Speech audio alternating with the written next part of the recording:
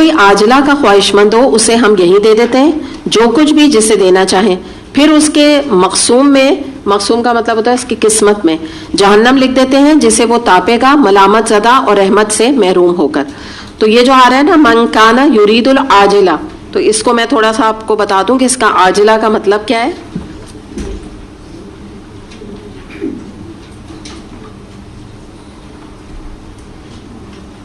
ٹھیک ہے، پہلے تو معنی ہے دنیا، اس کے علاوہ یہ کہ جلد بازی.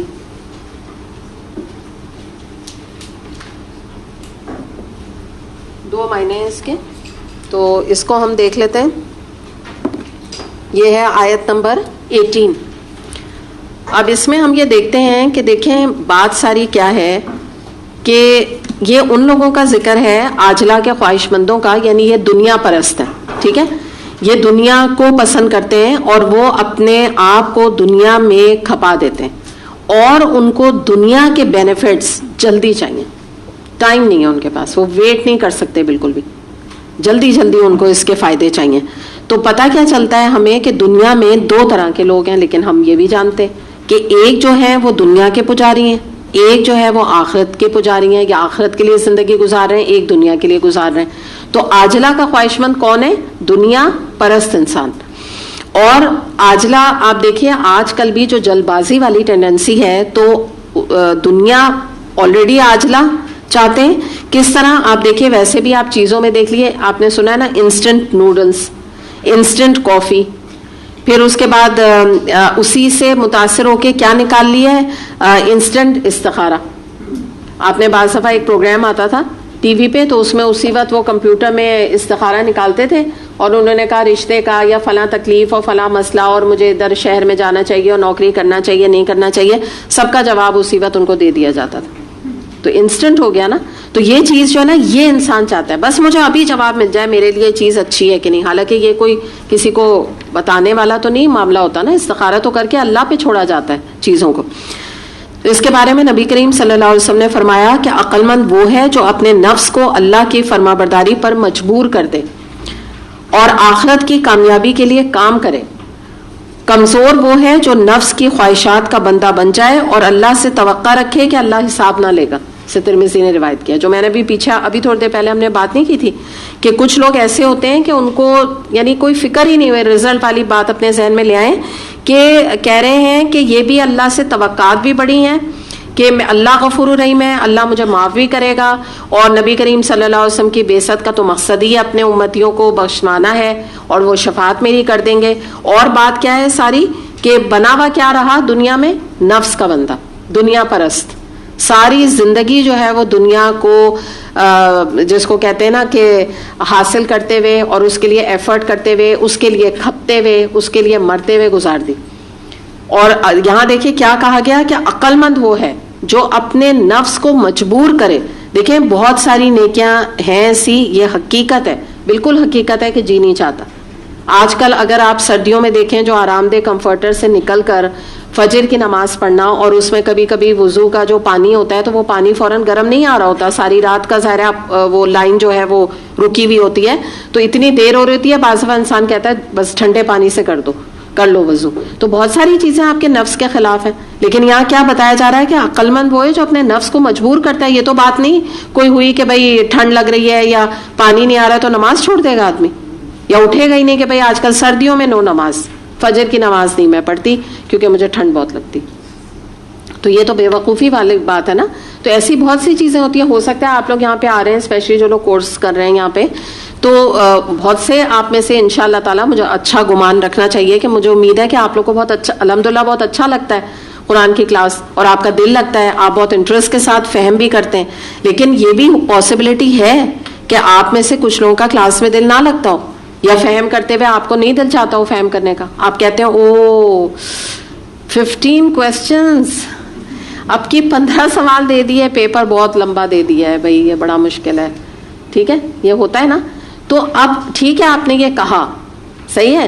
پہلی بات یہ کہ صبر تھوڑا سا صبر کے خلاف ہے، لیکن کیا ہے آپ نے جب کر لیا نا فہم، انشاءاللہ آپ کو اجر ملے گا. حالانکہ آپ نے زبردستی کیا، ٹھیک ہے، بہت مزہ لے کے نہیں کیا. ایک ہے جس نے بہت انٹرسٹ سے کیا، بہت دل لگا کے کیا، تو ظاہر ہے پھر وہ لیول ہے نا. اس کا لیول ہائی ہے جس کا دل لگ رہا ہے, قرآن میں بھی لگ رہا ہے اور اس کا فہم میں بھی لگ رہا ہے, اور اس کے آپ سمجھ لیے دل کا پلیجر یہ بن گیا ہے. تو یہ سٹیج کیا ہے, اس کا انشرا اور اس کا دل جو ہے وہ زیادہ کھل گیا ہے, ٹھیک ہے, ایمان اور اسٹرانگ ہو گیا ہے, اللہ کی جو معرفت ہے اس کو اور زیادہ نصیب ہو گئی ہے. لیکن اس کے ساتھ ساتھ یاد رکھیں کہ اگر کسی کا دل نہیں لگ رہا اور فہم میں بھی اس کو انٹرسٹ نہیں ہو رہا, لیکن وہ کر رہا ہے اللہ ہی کے خاطر, ٹھیک ہے, زبردستی اپنے نفس کو مجبور کر رہا ہے, تو دیکھیں گے یہی تو لکھا ہوا ہے کہ عقل مند وہ ہے جو اپنے نفس کو اللہ کی فرما برداری کے لیے مجبور کرے. اللہ تعالیٰ نے ناراضگی کا اظہار ایسے بندے کے لیے بھی نہیں کیا, کیونکہ ہوتا ہے لوگوں کے لیے, ڈیفیکلٹ ہوتی ہیں چیزیں. تو میں یہ تو نہ میں کبھی آپ سے کہوں گی نہ کوئی بھی آپ سے یہ کہہ سکتا ہے کہ ہر نیکی مزیدار ہے. بھائی دیکھیے سمپل میں آپ کو بتاؤں, آپ اللہ کی راہ میں انفاق کرتے ہیں نا, میں نے آپ کو بتایا ہے کہ اللہ کی راہ میں آپ صدقہ خیرات دیتے ہیں, دین کو مستحکم کرتے ہیں, یہ آپ کے لیے صدقہ جاریہ بنتا ہے. اپنے دل پہ ہاتھ رکھ کے دیکھیں, زکوٰۃ تو پھر بھی لوگ نکال دیتے ہیں. آپ کی اپنی سیونگ ہسبینڈ نے آپ کو دی مہینے کی, آپ چاہیں, آپ کا جی چاہے گا بھئی میں کوئی اچھے لون کے سوٹ بناؤں, آپ کا دل چاہے گا میں کوئی پیسے جمع کروں, کوئی جولری لے لوں, کوئی گھڑی لے لوں, ٹھیک ہے نا, جو بھی انٹرسٹ ہے انسان کا, کوئی ڈیکوریشن پیس لے لوں, گھر کے لیے کوئی ڈنر سیٹ لے لوں. یہ بہت ساری سوچیں آپ کے ذہن میں آ رہی ہیں. اب ایک طرف آپ کی دل کی خواہش, نفس یہ کہہ رہا ہے کہ بھئی دنیا کی کوئی چیز لو, اور آپ کہہ رہی ہیں کہ نہیں بھئی ہم نے تو قرآن میں صدقے کے بارے میں پڑھ لیا ہے کہ آخرت انویسٹمنٹ بینک میں جمع کرانا ہے. آپ نے 10,000 روپے نکال کے اللہ کی راہ میں دے دیے, ٹھیک ہے, آپ کو ہلکے آپ کی جیب پہ پڑیں یا بھاری پڑیں, بتائیں. کسی کے بات سنیں, کسی کے بھاری پڑیں گے, کسی کے ہلکے پڑیں گے. کوئی لوگ جو ہے نا وہ تیار کھڑے رہتے ہیں, کچھ لوگ انفاق میں ایسے ہوتے ہیں وہ تیار کھڑے کہ ان کو کوئی موقع ملے بس جلدی سے وہ آگے اللہ کے لیے کوئی پیسہ لگا دیں, ٹھیک ہے نا. ان کا بس نہیں چلتا ہے کہ دینی آرگنائزیشن میں بھی جو چیزیں ادارے کی ذمہ داری ہو تو کہتے ہیں نہیں ہم دیں گے, ہم دے دیں گے, ادارے پہ بوجھ نہیں پڑنے دیں گے. الحمدللہ بڑے ہی مبارک یہ سوچ اور ایسے کام آنے والے بندے اور مبارک بندے ہوتے ہیں جو کہ ایسی جماعت کو اسٹرانگ کرتے ہیں. کیونکہ آپ بتائیں کون سی جماعت ہے جس سے پیسے کی ضرورت نہیں ہے, ایسی تھوڑی چلتی ہیں آرگنائزیشن. تو کچھ لوگ پہ بالکل بھاری نہیں, وہ کہتے ہیں وہ اللہ نے ہم سے دین کا یہ کام لے لیا, اتنی بڑی بات, ہمیں توفیق مل گئی, اچھا ہوا کسی نے نہیں دیا میں نے دے دیا. یہ ہوتا ہے نا. کچھ لوگوں پہ بھاری ہے, وہ کہیں گے وہ اچھا یہ فلاں چیز میں ضرورت ہے, اچھا چلو پھر کیا مطلب, پھر میں آپ کے کپڑے بھی نہیں بناؤں گی یہ والے, اور میں نے تو 6,000 کے پسند کیے تھے, چلو میں 2 والے لے لیتی ہوں اور 5 میں ادھر دے دیتی ہوں. اب یہ جو دل کی بہت رضا سے یہ انفاق نہیں کیا اور بہت زیادہ خوشی سے نہیں کیا, تو بھی اللہ کے یہاں بہت بڑی قبولیت ہے. یاد رکھیے گا یہ اللہ کا بڑا کرم اور احسان ہے. کہیں اللہ تعالیٰ ہمیں, کیونکہ دیکھیں نا نیت خالص ہے, ایکچولی صرف دل کی بات ہے تھوڑی بہت. اور یاد رکھیں جب آپ اپنے نفس پہ قابو پائیں گے نا, 1 دفعہ 2 دفعہ 3 دفعہ یہ ایکسرسائز کریں گے, تو آپ کو پتہ ہے جب پہلی دفعہ ایکسرسائز کی جاتی ہے تو سارے پیروں میں اور پیٹھ میں اور ہاتھوں میں مسل میں درد ہوتا ہے نا کتنا. اور اس کے بعد کیا ہوتا ہے جب آپ 3 دن 4 دن ایکسرسائز کر لیتے ہیں تو آپ کے پیر, آپ کے جوائنٹس, آپ کے ہاتھ ایسے ہلنے اور فلیکسیبل ہو جاتے ہیں کہ لگتا ہے آپ شاید 6 سال سے کر رہے ہیں. ایزی ہو جائے گا آپ کے لیے انشاءاللہ تعالی.